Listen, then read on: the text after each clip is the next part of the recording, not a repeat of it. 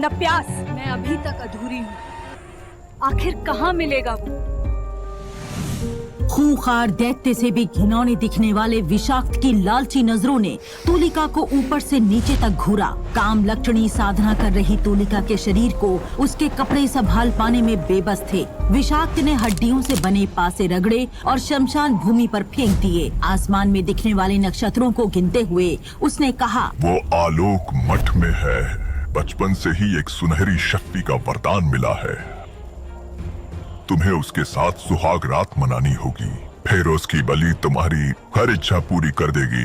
विषाक्त की बात सुनकर तुलिका आलोक मठ की तरफ चल पड़ती है, जहां 7 सालों पर आज सबसे बड़ी प्रतियोगिता का आयोजन होने जा रहा था। आलोक मठ में प्रवेश के लिए पहली परीक्षा पत्थरों की दौड़ होगी। आप सभी को पैरों में एक भारी पत्थर बांधकर दौड़ना होगा और फिर आपकी दीवार के उस पार कूदना होगा। जीतने वाले ही मठ के अंदर आकर दूसरे स्तर की परीक्षा के हकदार होंगे। आलोक मठ के दरवाजे पर जमा हजारों लोगों की भीड़ में खड़ा था देव, जिसे उसके ही भाई बहन बेइज्जत कर रहे थे। अबे ओ मनहूस भिखारी, हमारे पीछे पीछे तू भी यहाँ आ गया। तेरी औकात नहीं है इस प्रतियोगिता में हिस्सा लेकर हमारी बराबरी करने की। चुपचाप घर लौट जा। अनाथ की तरह बड़ा होने वाले देव के लिए ये बेइज्जती नई नहीं थी। उसने बचपन से ही अपने परिवार में ऐसे ताने सुने हुए थे। देखिए दीदी, यहाँ आने के लिए मैंने बरसों मेहनत की है। मुझसे ज्यादा ये मेरे पिताजी का सपना है। आखिर हमें भी अग्निवंश का नाम ऊंचा करना है। देव की बात सुनकर उसका चचेरा भाई कनिष्क वहाँ आया और देव के हाथ से आलोक मठ का प्रवेश पत्र छीनकर फाड़ दिया। अबे चुप सड़क छाप कचरे, ये तेरे बाप का अखाड़ा नहीं है जो यहाँ मुंह उठाकर घुस जाएगा। भूल गया वो दिन दादाजी ने कैसे तुझे और तेरे बाप को धक्के मारकर घर से निकाला था। कनिष्क की बात सुनकर देव के सारे जख्म फिर से हरे हो गए। आज से 16 साल पहले की बात है।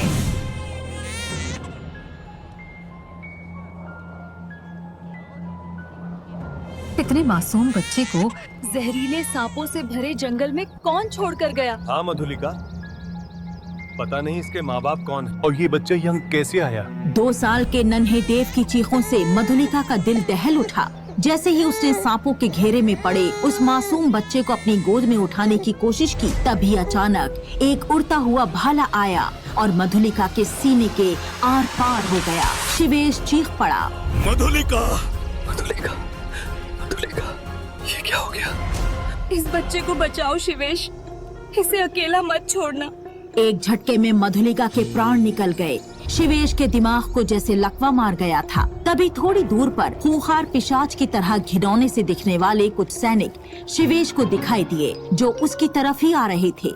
उनमें से एक गरजते हुए बोला, वो रहा वो बच्चा, मार डालो उसे और उसके साथ उस आदमी को भी। खतरे को देखकर शिवेश उसे गोद में लेकर भागा। तभी उन सैनिकों ने अपने काले तीरों और भालों से हमला शुरू कर दिया। अचानक उस बच्चे की आंखें सुनहरी रोशनी से चमकने लगी और शिवेश की तरफ आने वाला हर हथियार हवा में ही जलकर भस्म होने लगा। ये देखकर शिवेश की आंखें फटी रह गईं।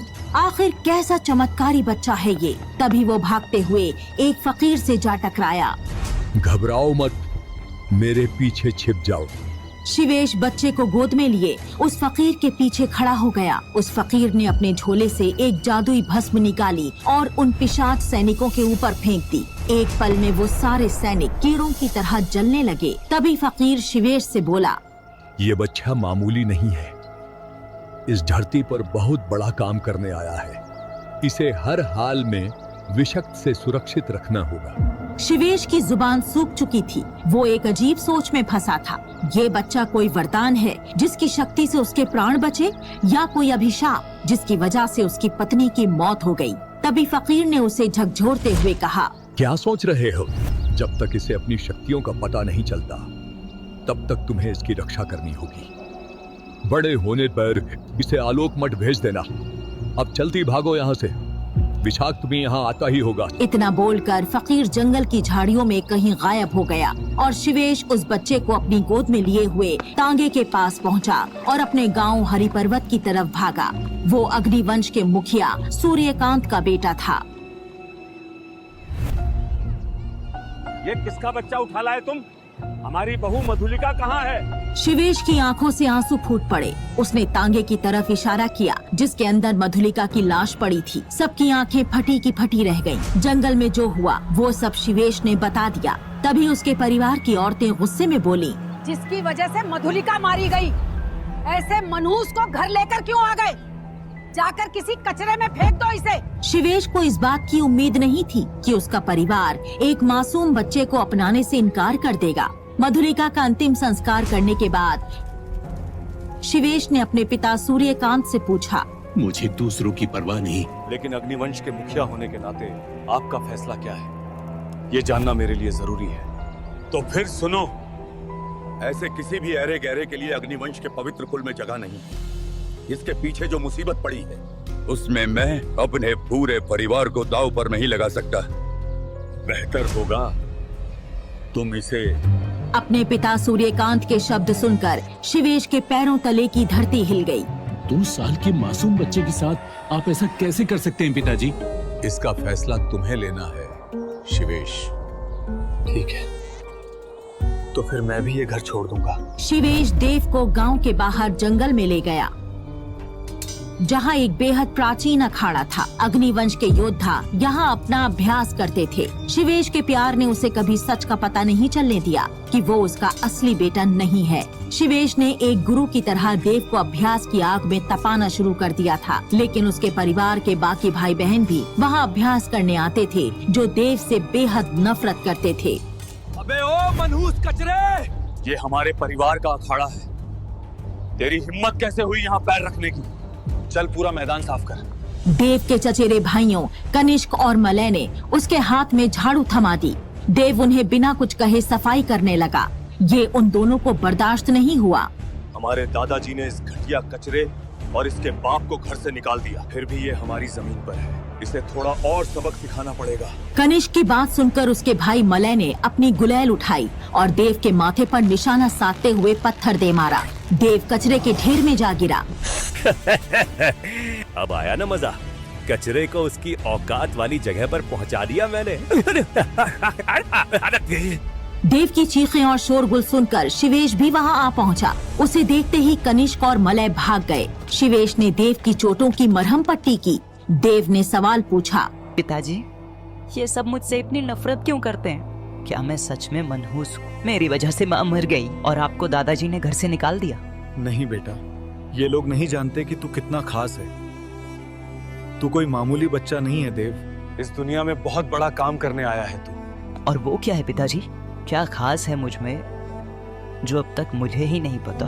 अपनी जिंदगी और अपनी शक्तियों का रहस्य जानने के लिए तुझे आलोक मठ जाना होगा देव। सब कुछ भूलकर बस उसी लक्ष्य पर अपना ध्यान लगाओ। ठीक है पिताजी, मैं वादा करता हूँ आपका सिर पूरे अग्निवंश में सबसे ऊंचा करूंगा। उस दिन से अखाड़ा छोड़कर घने जंगल में देव का और कठिन अभ्यास शुरू हो गया था। 7 साल बाद वो दिन आया जब आलोक मठ के दरवाजे खुलने वाले थे। आलोक मठ तुम्हें एक महान योद्धा बनाएगा देव। वहाँ तुम्हें तुम्हारा मकसद मिलेगा।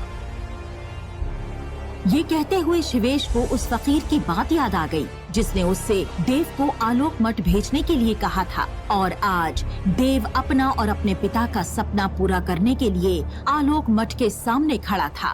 क्या सोच रहा है बे? अभी वक्त है, भाग जा यहाँ से, वरना तू रोएगा और तेरा बाप पछताएगा। ये तो वक्त ही बताएगा कि कौन रोएगा और कौन पछताएगा। प्रतियोगिता शुरू हो गई। 100 किलो वजन के पत्थर पैरों में बांधकर हजारों छात्र दौड़े, लेकिन आधे से ज्यादा बीच रास्ते में ही गिर पड़े। कनिष्क और मलय काफी आगे निकल गए। बेहतर परवरिश और अच्छे भोजन ने उन्हें बहुत ताकतवर बना दिया था, लेकिन देव को अपनी बराबरी करते देख कनिष्क ने उसे धक्का मारना चाहा। गलती से वो धक्का विकासनगर की राजकुमारी आर्या को लग गया। वो लड़खड़ा गई और उसका पैर एक गड्ढे में फंस गया। पैर में बंधा पत्थर उसके ऊपर आ गिरा। मेरा पैर! देव ने मुड़कर पीछे देखा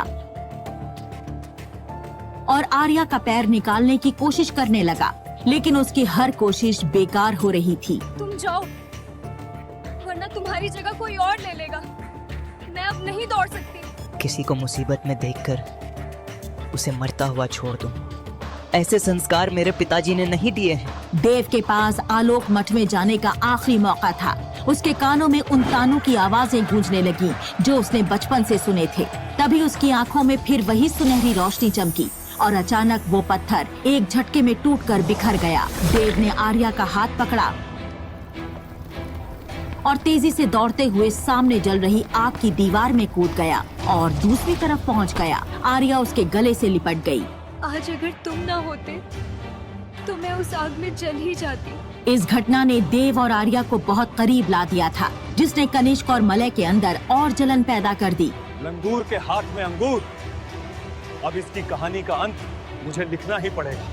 कनिष्क ने देव की गर्दन को पीछे से पकड़ लिया। क्यों बे कचरे, तू हमारी और हमारे वंश की बराबरी करेगा? तेरी औकात क्या है? देव की आंखों में सुनहरी रोशनी फिर चमकने लगी। उसने भी कनिष्क का गला पकड़ लिया और खुद को छुड़ाने की कोशिश करते हुए कहा, भाई समझकर बहुत सहली तेरी बदतमीजी। मत भूल, मेरी नसों में भी वही खून दौड़ रहा है जो तेरी नसों में। अबे कचरे के ढेर से तुझे उठा के लाए थे शिवेश चाचा।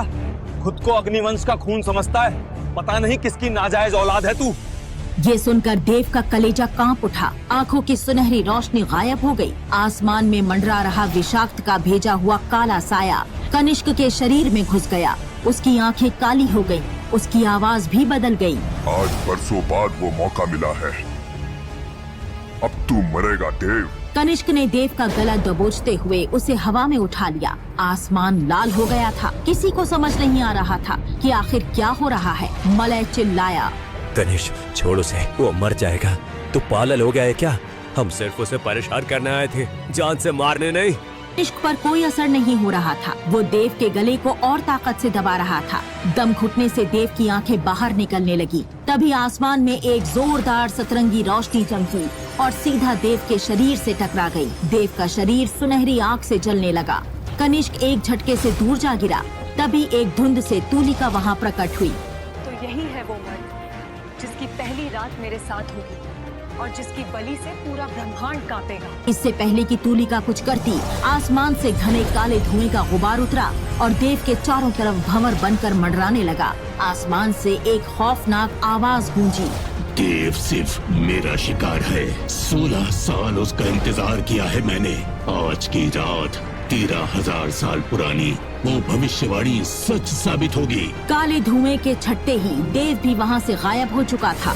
आखिर देव को कौन और कहाँ ले गया? तूलिका को देव क्यों चाहिए? विषाक्त देव के पीछे क्यों पड़ा था? कौन है देव के असली माँ बाप और उनके साथ क्या हुआ था? किस मकसद को पूरा करने धरती पर आया है देव? क्या वो कभी लौट पाएगा या मारा जाएगा? क्या एक कचरा कहलाने वाला लड़का ब्रह्मांड का भाग्य बदल पाएगा?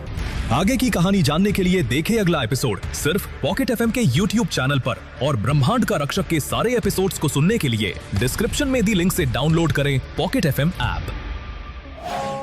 Pocket FM, download the app now.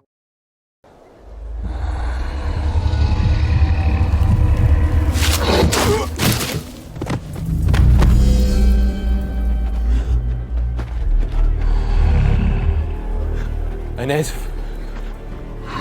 Inês.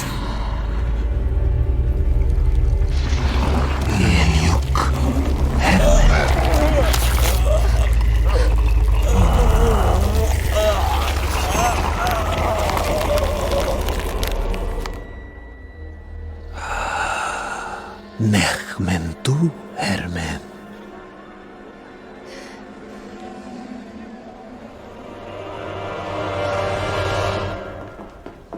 So you really haven't seen her in all these years?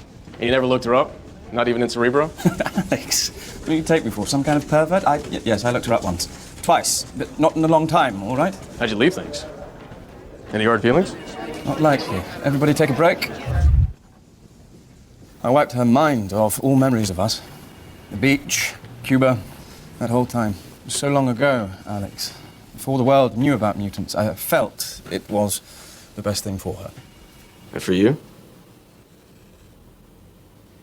Didn't really matter what was best for me. Moira McTaggart, hello. Allow me to introduce myself. I'm Professor Charles Xavier. So I know exactly who you are. You do? course I do. I've read all of your papers. It's a pleasure to finally meet you. Maura McTaggart. Alex Summers. Have a seat. Just throw that on the floor. It's wonderful to see you again, to meet you again for the first time. You've got a son? Yes. Does he have a husband? Do you have a husband? I had a husband, but it's hard to do this job and make it home in time for dinner. Good. We all make choices, right? Yes, we do. Professor. Yes? Yes. We were hoping that you would tell us about what happened yesterday in Egypt. I'm afraid that's classified information. And I don't mean to be rude, but how did you get in here? I have level 5 clearance. Ever since the world found out about mutants in '73,